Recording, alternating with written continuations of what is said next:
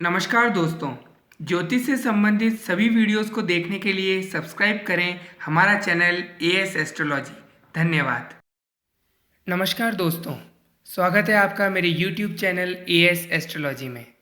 दोस्तों, आज horoscope analysis यानी जन्म कुंडली अध्ययन की सीरीज़ में यह दूसरा वीडियो है।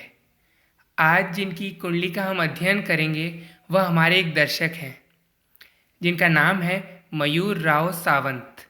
ये उज्जैन के रहने वाले हैं और फिलहाल एक स्टूडेंट हैं और यूपीएससी सिविल सर्विसेज की तैयारी कर रहे हैं। तो आइए दोस्तों, हम मिलकर इनकी जन्म कुंडली का अध्ययन करते हैं। दोस्तों, जैसा कि आप देख रहे हैं, कर्क लग्न की यह कुंडली है और राशि है इनकी सिंह। सूर्य और मंगल दसम भाव में बैठे हैं, शनि केतु नवम भाव में, बुध और शुक्र एकादश भाव में, गुरु छठे भाव में, राहु तीसरे में और चंद्रमा दूसरे भाव में। यह है इनकी जन्म कुंडली का चार्ट। तो दोस्तों, सबसे पहले अपन बात करते हैं इनकी कुंडली के पॉजिटिव और नेगेटिव पॉइंट्स के बारे में। उसके बाद इन्होंने जो सवाल पूछे हैं, इनके जो सवाल हैं, उन सवालों का जवाब देंगे। तो आइए शुरुआत करते हैं। पॉजिटिव पॉइंट्स की बात करें तो इस कुंडली में सबसे पॉजिटिव पॉइंट है कि सूर्य और मंगल दोनों दसम भाव में बैठे हैं। यह दोनों दसम भाव में दिशा बली हो जाते हैं और कारकत्व इनको मिल जाता है, यानी ये बहुत स्ट्रांग हो जाते हैं। दूसरा प्लस पॉइंट इसी घर में है कि मंगल स्वराशि के हैं और सूर्य उच्च राशि के हैं। तो मंगल तो रोचक राजयोग का निर्माण कर रहे हैं। रोचक राजयोग एक पंच महापुरुष योग है जिसके बारे में मैं पहले वीडियो बनाकर बता चुका हूँ। वो भी आप अगर देख सकते हैं, देखना चाहें तो, जिसमें आपको पता लगेगा कि कितना उच्च कोटि का राजयोग है जो उच्च पद तक ले जाता है। दूसरा प्लस पॉइंट इनकी कुंडली में यह है कि 11th हाउस में बुध और शुक्र दो शुभ ग्रह बैठे हैं, यानी इनको इनकम के लिए, गेंस के लिए, प्रॉफिट के लिए कभी चिंता नहीं करनी पड़ेगी। इनके जीवन में प्रॉफिट इनको होता ही रहेगा। बुध और शुक्र साथ होते हैं तो लक्ष्मी नारायण योग का निर्माण होता है। तो 11th हाउस में ये इनका दूसरा प्लस पॉइंट है। तीसरा प्लस पॉइंट ये है दोस्तों कि शनि केंद्र त्रिकोण राजयोग का निर्माण कर रहा है, यानी 7th हाउस का लॉर्ड होके 9th हाउस में बैठा है। ये भी एक अच्छा राजयोग है। उसके बाद राहु का तीसरे भाव में बैठना एक बहुत अच्छा योग माना जाता है। यह इंसान को पराक्रमी बनाता है, यानी इसका मतलब ये हुआ कि आप मेहनती भी होंगे। ये तो थे सब पॉजिटिव पॉइंट्स। अब कुछ एक इस कुंडली में नेगेटिव पॉइंट है, उसके बारे में बात कर लेते हैं।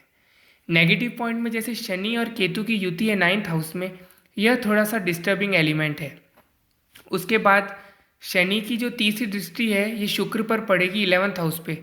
तो कहते हैं कि शनि की दृष्टि कितनी बार राजयोग भंग कर देती है। और तीसरा नेगेटिव पॉइंट है दोस्तों कि मंगल हैं तो यहाँ पर स्वराशि के और बना रहे हैं रोचक राजयोग, लेकिन मंगल अस्त हो गए हैं। तो जो पावर है मंगल की वो थोड़ी सी अस्त होने के कारण कम हो गई है। तो ये थे कुछ एक नेगेटिव पॉइंट्स। अब इनके सवालों की बात करते हैं दोस्तों। इन्होंने हमसे एक एक करके जो सवाल पूछे हैं वो मैं आपको बताता हूँ। इनका पहला सवाल है, क्या आईएएस आईपीएस में सिलेक्शन हो पाएगा, और अगर हो पाएगा तो कब तक हो सकता है? तो मेरा जवाब है दोस्तों, जी हाँ, यही वो कुंडली है जो आईएएस आईपीएस में आपका सिलेक्शन करवा सकती है। गवर्नमेंट जॉब के लिए दोस्तों सबसे इंपॉर्टेंट ग्रह होता है सूर्य, जो कि यहाँ उच्च राशि में है और डिग्री वाइज सबसे स्ट्रांग प्लैनेट है आपकी कुंडली का। इसका मतलब आप में कॉन्फिडेंस की भी कमी नहीं है, आप में कॉन्फिडेंस अच्छा है। और सूर्य और मंगल यहाँ पर दिशा बली हैं, तो ये आपको फुल सपोर्ट करेंगे, चाहे आप किसी भी फील्ड में गवर्नमेंट जॉब लेना चाहें तो। यूपीएससी में आपको कोई भी फील्ड इसमें आराम से आसानी से मिल सकता है। रही बात कब तक होगा, तो अभी आपको मंगल की महादशा चल रही है। मंगल की महादशा में मैं आपको बता देता हूँ कि जब सूर्य का अंतर आएगा, यानी 2022 का लास्ट सेक्शन और 2023 की शुरुआत, यानी 2022-23 में मंगल में सूर्य का अंतर होगा, वह इस महादशा का बेस्ट टाइम पीरियड होगा, जिसमें आपके सिलेक्शन होने के लगभग 90 to 100% चांसेस हैं। मंगल की महादशा है जो आपको चलेगी लगभग 2025-26 तक। ये दशा आपके सारे काम करवा देगी, आपको कंप्लीट सेटल कर देगी, जिसमें गवर्नमेंट जॉब, आपकी शादी, मैरिज सब वगैरह टाइम पे हो जाएगा। आपको कंप्लीट सेटल कर देगी ये दशा। दूसरा इनका सवाल है कि मैरिज कब तक होगी। तो यही महादशा में आपकी मैरिज हो जाएगी। जब शुक्र का अंतर आएगा तब आपके घर में मांगलिक कार्यक्रम होगा और आपका रिश्ता तय हो जाएगा। अब आपने पूछा है कि स्पाउस कैसी मिलेगी, मतलब जीवन साथी कैसा होगा। तो यहाँ पर 10 नंबर आ रहा है जीवन साथी के घर में, यानी शनि की राशि। तो शनि का जैसा स्वभाव होता है, तो देखा जाए तो यहाँ पर थोड़ा सा शादी में डिले के योग बन रहे हैं, लेकिन स्पाउस आपको, मतलब आपका जीवन साथी आपको अच्छा मिलेगा। अब बात कर लेते हैं फाइनेंशियल कंडीशन की। इनका आखिरी सवाल इन्होंने पूछा, फाइनेंशियल कंडीशन कैसी रहेगी। तो फाइनेंशियल कंडीशन के लिए 11th हाउस को देखते हैं दोस्तों, प्रॉफिट्स के लिए। तो जैसा कि मैंने बताया, यहाँ पर दो शुभ ग्रह पहले से बैठे हैं, तो फाइनेंशियल स्टेटस के लिए आपको कभी प्रॉब्लम नहीं करनी पड़ेगी। आप हमेशा सक्सेसफुल रहेंगे, गेन्स और प्रॉफिट आपको होता ही रहेगा।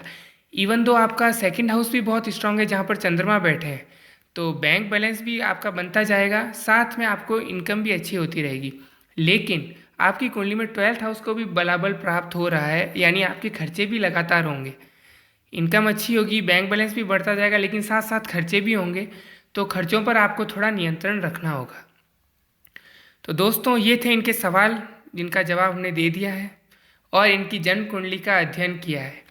आप कुछ सुझाव देना चाहते हैं या आपके मन में भी कोई सवाल है तो आप उसे कमेंट सेक्शन में लिख सकते हैं। और अगर आप इसी तरह अपनी जन्म कुंडली का अध्ययन करवाना चाहते हैं तो हमारे वीडियो को 20 लोगों के साथ शेयर कीजिए। हो सकता है अगली जन्म कुंडली या हॉरोस्कोप एनालिसिस आपकी ही कुंडली का हो। तो दोस्तों, आज के लिए बस इतना ही। आपका प्यार इसी तरह बना रहे। ज़्यादा से ज़्यादा शेयर कीजिए, हमारे वीडियोस को लाइक कीजिए और हमारे चैनल को सब्सक्राइब कीजिए। आज के लिए बस इतना ही। धन्यवाद।